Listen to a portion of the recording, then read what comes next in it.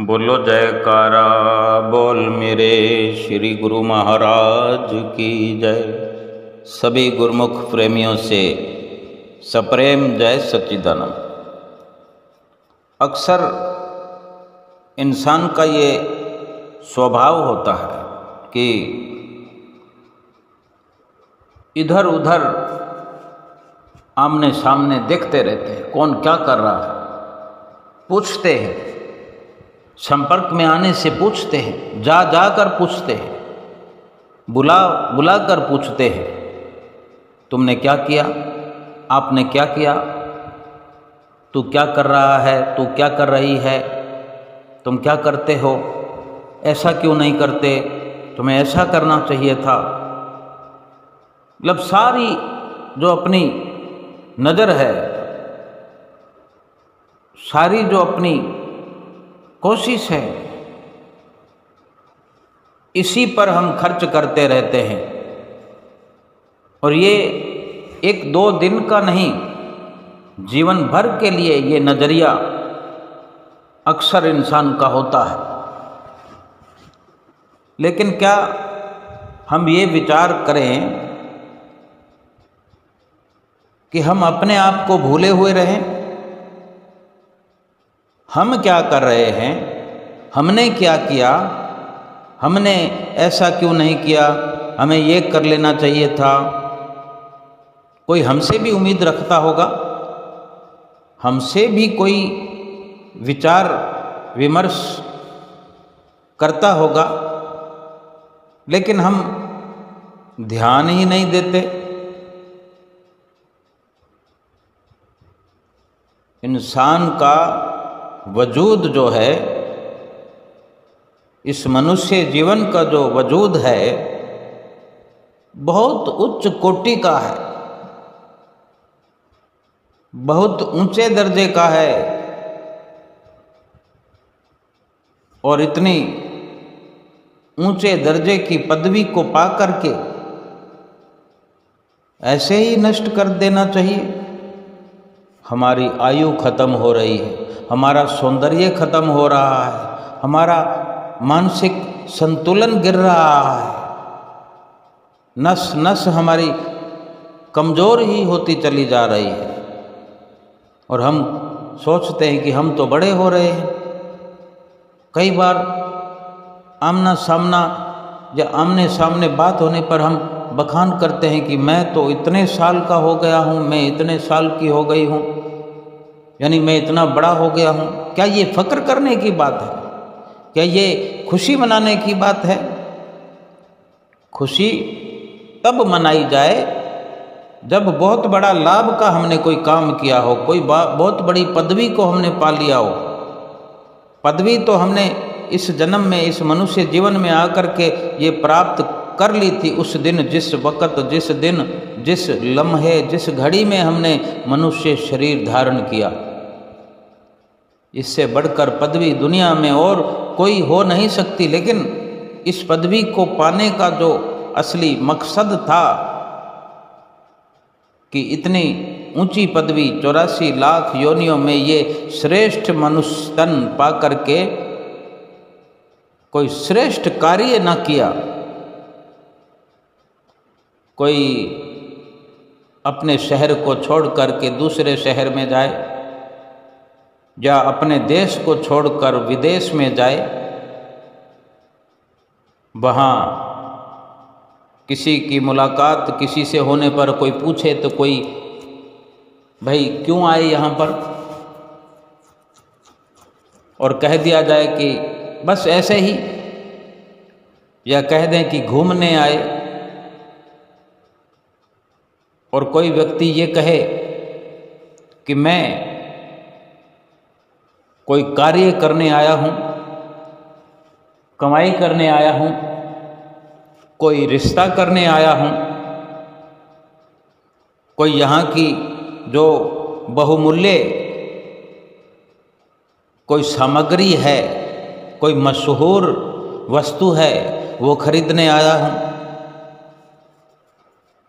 तो ये भिन्न भिन्न जो विचारधारा है। लेकिन जो कहेगा कि बस घूमने आया हूँ, यूं ही आया हूँ,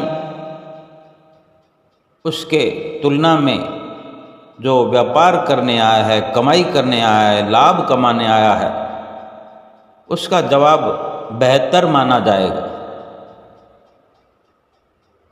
लेकिन ये संसारिक नज़रिया है, चाहे लाभ कमाने वाला हो या जो यूं ही घूमने आया हो, ये संसारिक स्तर पर तो देखा जाएगा नफ़ा नुकसान, लेकिन मालिक की बारगाह में, मालिक के धाम में नहीं पूछा जाएगा कि तुमने लाभ वाला काम दुनिया में किया या फिर यूं ही घूम घुमा कर तुम वापस आ गए हो प्रभु के धाम में। मनुष्य जीवन का जो सब वक़्त था पूरा करके आ गए हो। वहाँ तो लेखे में तो एक ही बात आती है कि लेखे में सोई घड़ी बाकी दिन बर्बाद। कबीर संगत साध की साहेब आवे याद, लेखे में सोई घड़ी बाकी दिन बर्बाद। चाहे दिन दिन करके पूरा जीवन हम व्यतीत कर दें, अगर संतों की संगत नहीं की, संतों का साथ नहीं किया, संतों की संगत सोहबत करके कुछ इस जीवन का लाभ नहीं कमाया, तो सारा का सारा जीवन यूं ही बर्बाद हो गया। चाहे एक दिन का नुकसान करो या इसी प्रकार करते करते करते पूरे जीवन का नुकसान कर दो, पूरा जीवन बर्बाद कर दो, लेखा नहीं गिना जाएगा।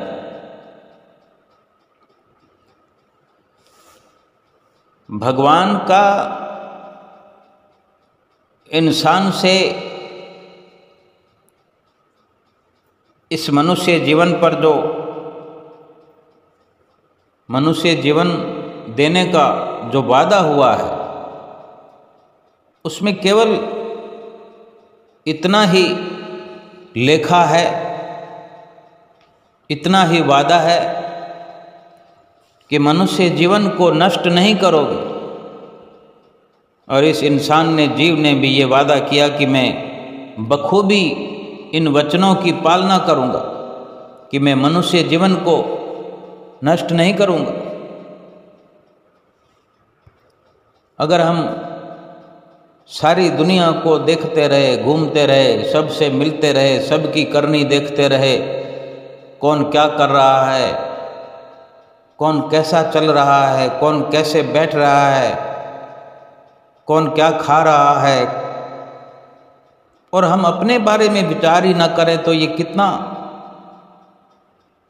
अफसोसजनक वाकया है हमारे जीवन में कि हमें हमारी ही खबर नहीं कि हम क्या कर रहे हैं। हम विचार करें तो सही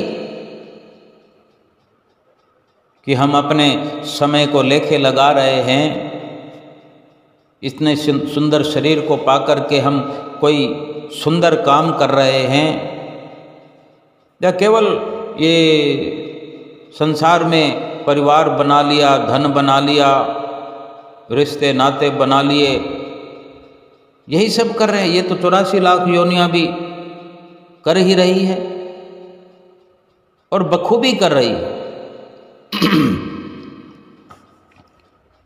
एक डॉगी का परिवार, कुत्ते का परिवार, आजकल डॉगी कहना पड़ता है,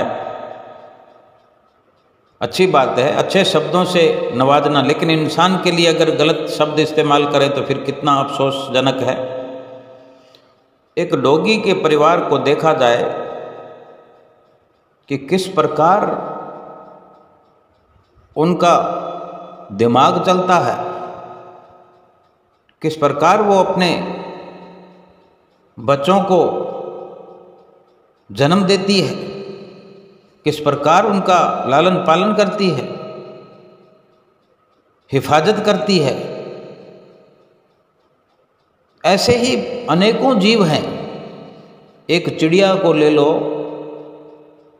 किस प्रकार से सुंदर घोंसला एक एक तिनका करके और इतना गठीला घोंसला बना देती है कि उसमें न हवा प्रवेश करती है सर्दियों के दिनों में, न ठंड लगती है।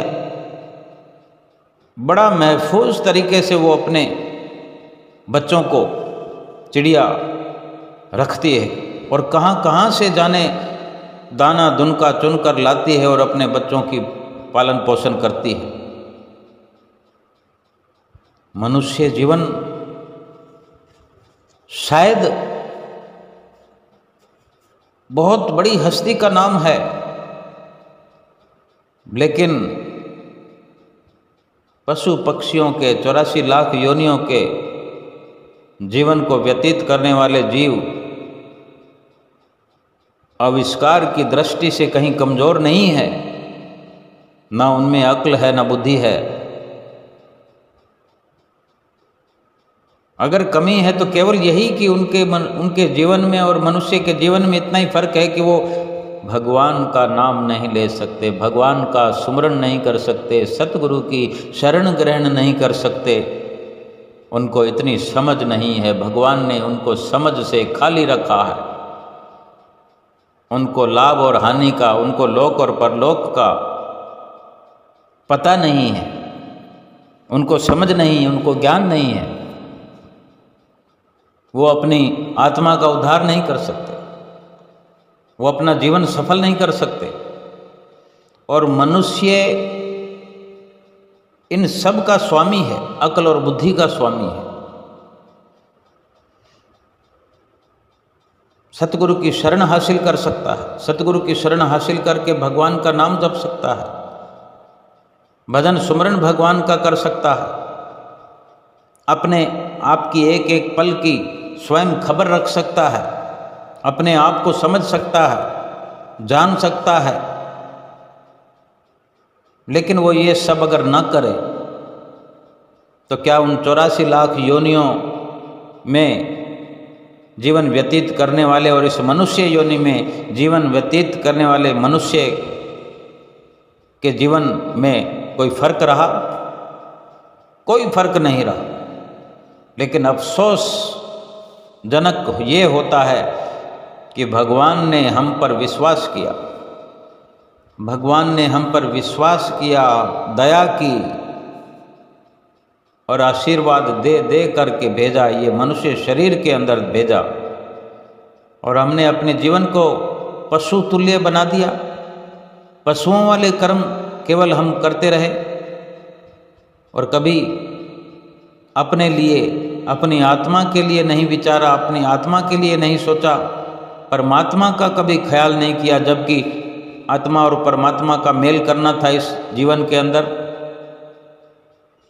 तो कितना परमात्मा को अफसोस होगा, कितनी बेविश्वासी हम कर रहे हैं हर पल।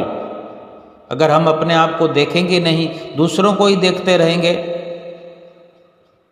कि कौन क्या कर रहा है, कौन किस प्रकार से रह रहा है, किस प्रकार का खाना खा रहा है, किस प्रकार के कपड़े पहन रहा है।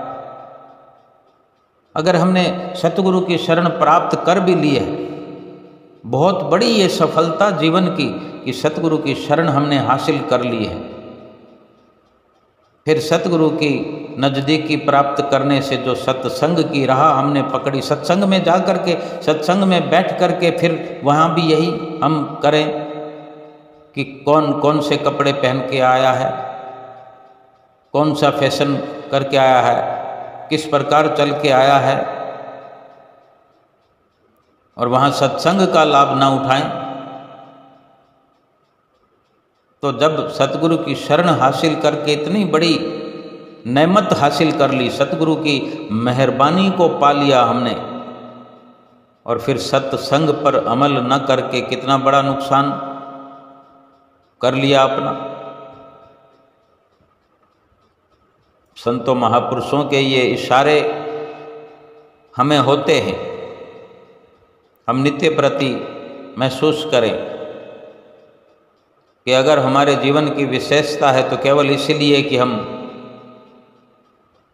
सतगुरु से मिलन कर सकते हैं, सतगुरु की नज़दीकी हासिल कर सकते हैं, सतगुरु की शरण लेकर के, सतगुरु से नाम की बख्शिश पा कर के नाम की भजन बंदगी की कमाई कर सकते हैं, अपना लोक परलोक संवार सकते हैं, सुहेला कर सकते हैं। जो ये इतने 84 लाख योनियों से निकल कर हम आए हैं,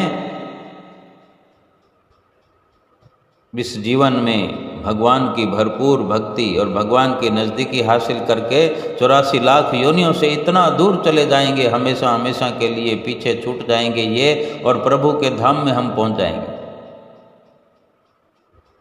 बाकी जो हम सोचते हैं कि मैंने इतना सुंदर मकान बना लिया, मैंने इतने रिश्ते कर लिए, बाल बच्चों की शादियां कर दी, सबकी अलग अलग व्यवस्था कर दी, सबका अलग अलग बैंक बैलेंस कर दिया, इतनी गाड़ियां हमारे पास हैं, इतना सोना गहना है, ये सब हमने किया, ये बहुत बड़ी भूल है। अगर मान लिया जाए कि ये हमारे करने मात्र से हो गया, ये हमारी कारीगरी है, यही हमारी इंजीनियरिंग है, लेकिन फिर यहाँ से जाते हुए खाली हाथ चले गए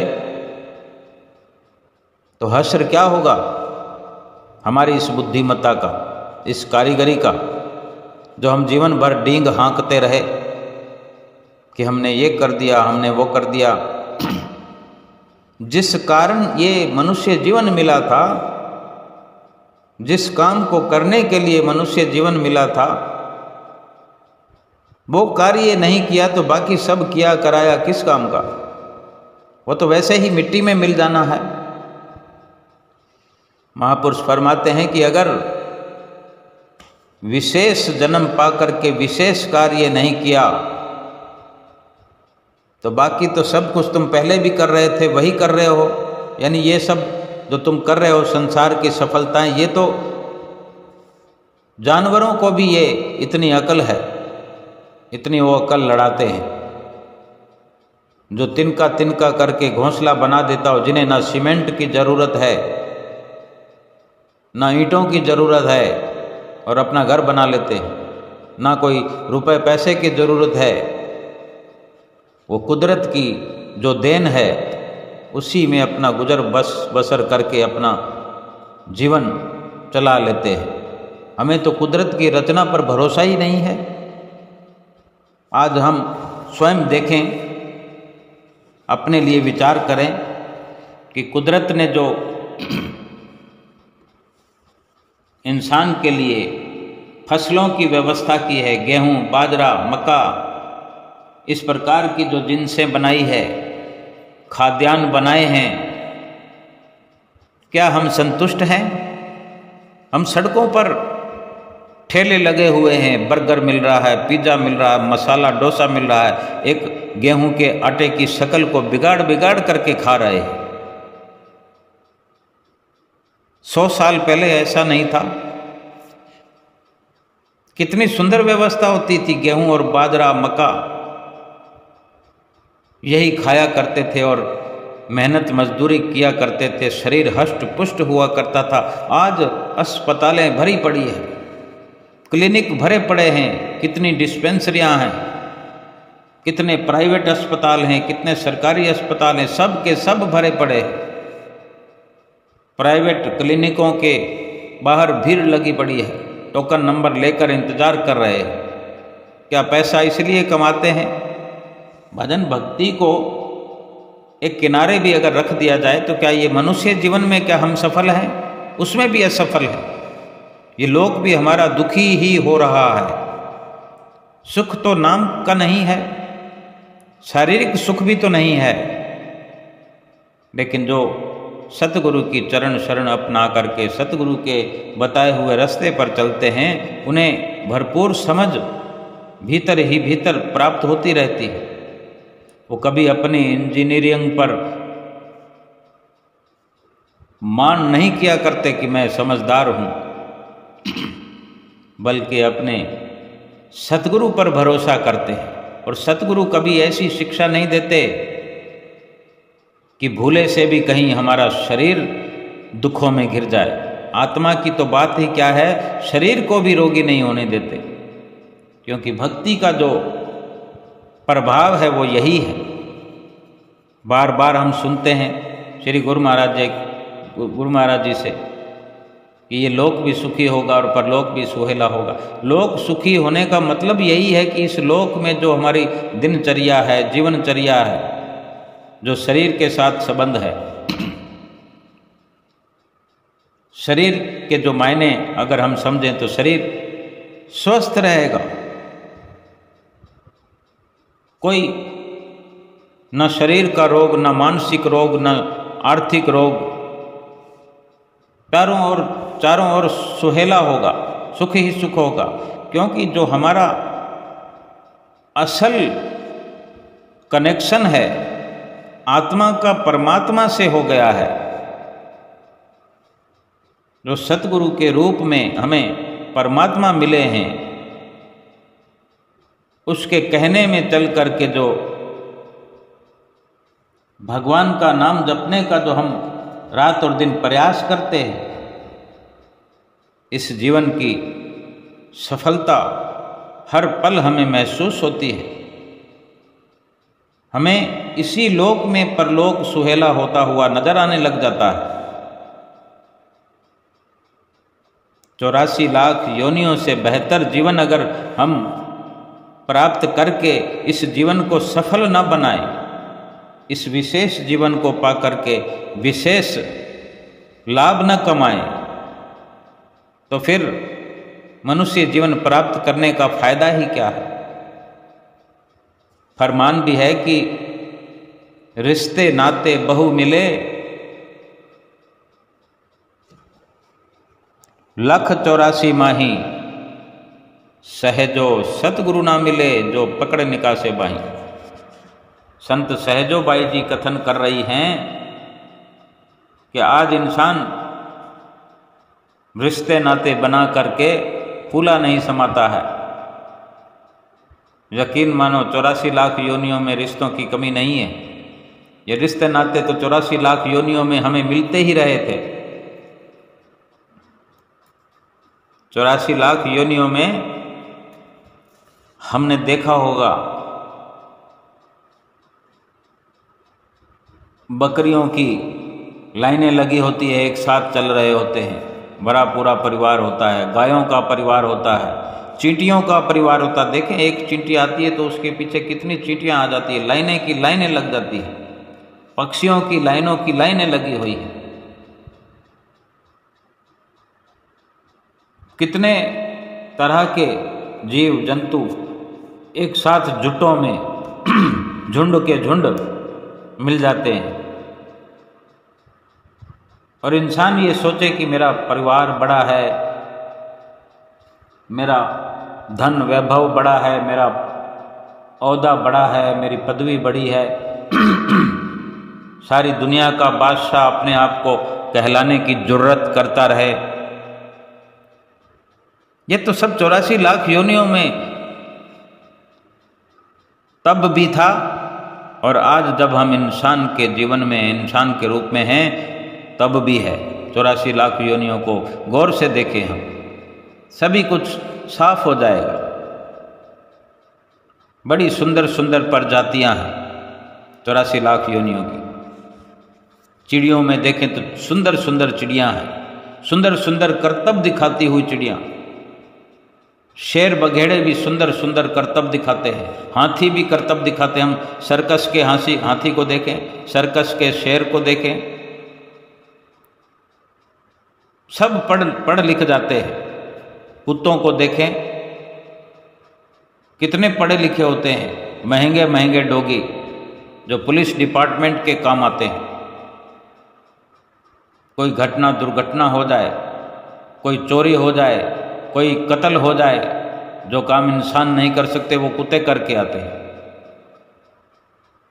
इंसान के अंदर अगर भगवान नाम की दौलत नहीं है, भगवान का जो नाम नहीं लेता है, भगवान की जिसने भजन बंदगी नहीं है, नहीं कर रहा है, तो फिर कौन सा ऐसा कार्य कर रहा है जिसका बखान किया जाए। तभी तो संत महापुरुष फरमाते हैं कि ये सफलताएं तो 84 लाख योनियों वालों को भी मिलती है।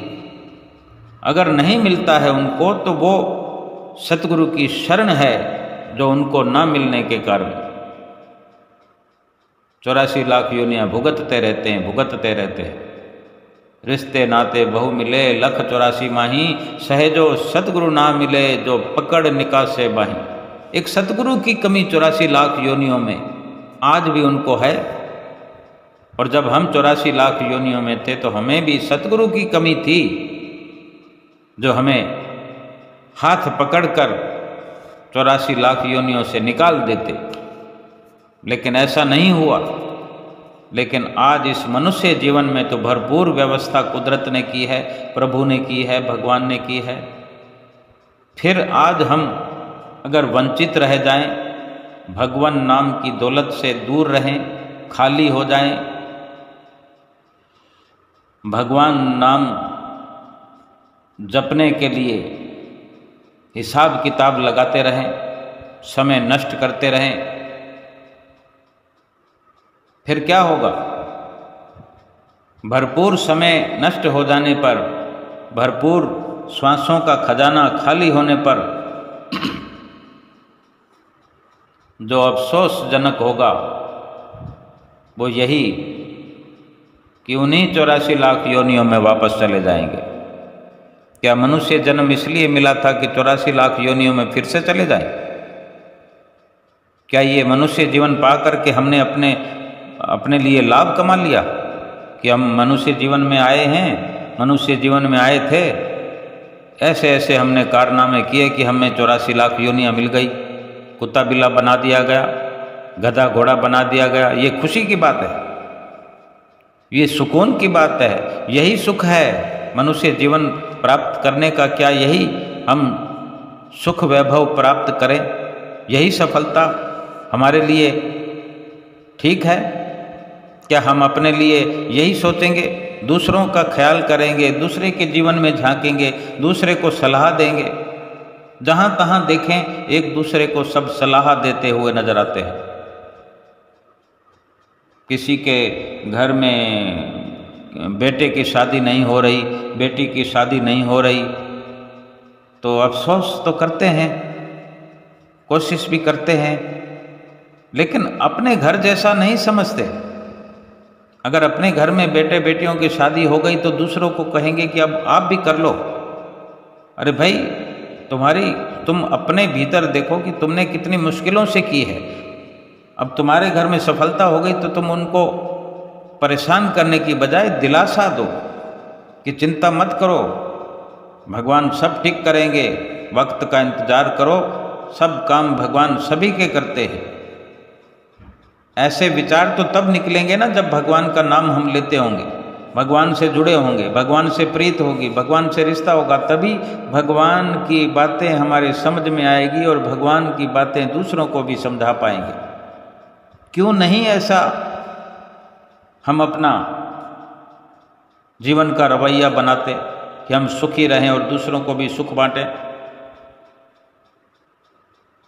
और जब किसी के इस प्रकार से देर होने पर बेटे या बेटी की सगाई हो जाती है तो फिर सलाह देने पहुंच जाते हैं कि अब शादी को जल्दी कर दो, जल्दी शादी कर दो। भाई, जब वो सगाई नहीं कर सका जल्दी तो शादी जल्दी कैसे कर देगा? क्या कोई उसके हाथ में भगवान ने कोई रिमोट दे दिया है कि सगाई करने के बाद शादी जब चाहे कर देगा? हर काम निश्चित है, हर काम का समय निश्चित है, अपने कर्मों के अनुसार, अपने प्रारब्ध के अनुसार। अगर कुछ निश्चित नहीं है तो वो जो हम यहाँ करने के लिए आए हैं, और वो करने वाला काम हमारा जो है वो भगवान का भजन है। वो हम चाहे जितना कर सकते हैं, भगवान ने मौका दे दिया है। कोई भी देखे कि जब इंसान सत्संग में बैठा होता है तो सत्संग में मन लगा करके बैठे, ध्यान सत्संग में लगा कर बैठे, क्या ये अपने हाथ में नहीं? क्या भगवान चाहेगा तभी सत्संग में मन लगेगा? मन हमारा है, हम सत्संग में लगाएं या हम इधर उधर देखते रहें? कौन कौन से कपड़े पहन के आया, कौन कैसे गहने पहन के आया, किस कलर का कपड़ा है, कौन क्या कर रहा है? हम चाहें तो हमारे पास अख्तियार है, हमारी हुकूमत है, हम चाहे जैसे कर सकते हैं। दुनिया का धन कमाने के लिए हमारे हाथ में कुछ नहीं है, लेकिन भगवान की भक्ति भजन करने के लिए भगवान ने हमारे हाथ में रिमोट दिया है। जितना चाहें जी भर के भगवान के नाम की दौलत को प्राप्त कर सकते हैं। अपनी सुरती को, अपने मन को स्थिर करने का हर पल प्रयास करें। भगवान की भजन बंदगी को विनम्र बन के और सुरती को एकाग्र करके लग जाएं, यही अपना असली काम है। हमने कितना किया, सुबह से शाम तक हिसाब लगाए कि भगवान का भजन कितना किया, भगवान का भजन करते हुए भी हमने भजन कितना किया और कितना अपनी सुरती को उड़ने दिया, मन को उड़ने दिया, कितना हम कंट्रोल कर पाए। अगर अपने पर नित्य खबर रखी जाएगी, हर पल खबर अपनी रखी जाएगी, अपने आप के लिए विचार किया जाएगा, सोचा जाएगा, ऐसी सफलता प्राप्त होगी कि जो असल मायने में इस लोक में भी हम सुखी रहेंगे और परलोक भी सुहेला करेंगे। सतगुरु ने जो हमें रास्ता बताया है, हम उन्हीं के हाथों में अपनी बागडोर दे करके, उन्हीं पर यकीन करके भजन बंदगी करते चले जाएं। लोक परलोक सुहेला होगा। भगवान अपने साथ हमें लेकर के जाएंगे। इस जीवन के लक्ष्य को हम बड़ी अच्छी तरह से पूरा कर पाएंगे और भगवान के धाम में उज्जवल मुख होकर पहुंचेंगे, मुख उज्जवल करके जाएंगे।